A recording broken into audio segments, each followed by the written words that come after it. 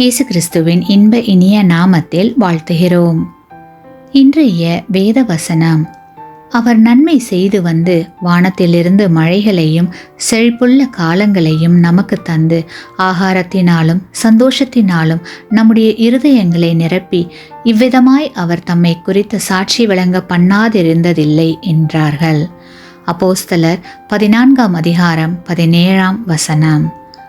Today's Bible verse.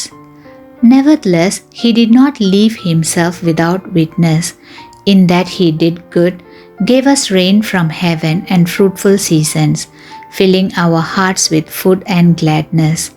Acts chapter 14 verse 17. தேவனிடமிருந்து நம்மை பிரிக்கும் பகைமை சுவரை மனிதனே தனக்குள் எழுப்பிக் கொண்டான். அதை உடைத்தெறிவதற்கு தேவன் என்ன செய்து வருகிறார் என்பதை பற்றி இந்த நாளில் தியானிப்போம். 2 பேர் பிரிந்து நிற்கும் போது இருவருமே ஒருவரை ஒருவர் பகைத்தால் உறவு சரியாக வழியே இல்லை. ஆனால் இருவரில் ஒருவர் உறவை விரும்பினால் உறவில் மாற்றம் ஏற்பட வழி இருக்கும். அதற்கு அவர் தனது அன்பை வெளிப்படுத்த வேண்டும். பின்வரும் சம்பவத்தை கேளுங்கள். ஒரு வாலிபனுக்கும் இளம் பெண்ணுக்கும் திருமணம் நடந்தது. திருமணத்திற்கு முன் தன்னுடைய மனைவியை அந்த கணவன் பார்த்ததில்லை.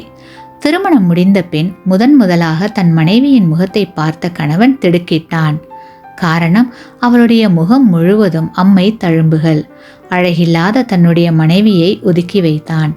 தன் கணவனை மகிழ்ச்சிப்படுத்த மனைவி எடுத்துக்கொண்ட முயற்சிகள் எல்லாம் வீணாயின. இப்படியே 12 ஆண்டுகள் கடந்தன. ஒரு நாள் அந்த கணவனுக்கு 2 கண்களிலும் பார்வை போய்விட்டது. வேறு யாரிடம் இருந்தாவது கண் வாங்கி பொருத்தினால்தான் பார்வை கிடைக்கும் என்று மருத்துவர் கூறிவிட்டார்.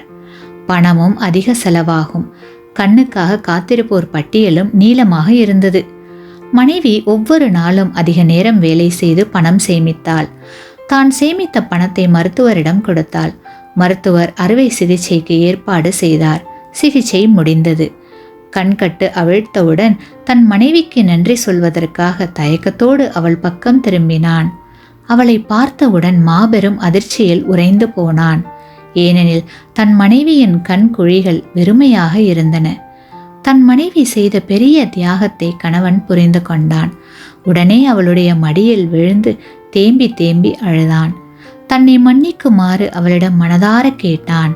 தன் கணவனுக்கு பெரியதொரு நன்மையை செய்ததின் மூலம் அவன் மேல் தனக்கிருந்த அன்பை வெளிப்படுத்தினாள் மனைவி. அதன் மூலம் மனைவி மேல் கணவனுக்கு இருந்த வெறுப்பு நீங்கியது. அவர்கள் இருவருடைய உறவும் சரியாயிற்று.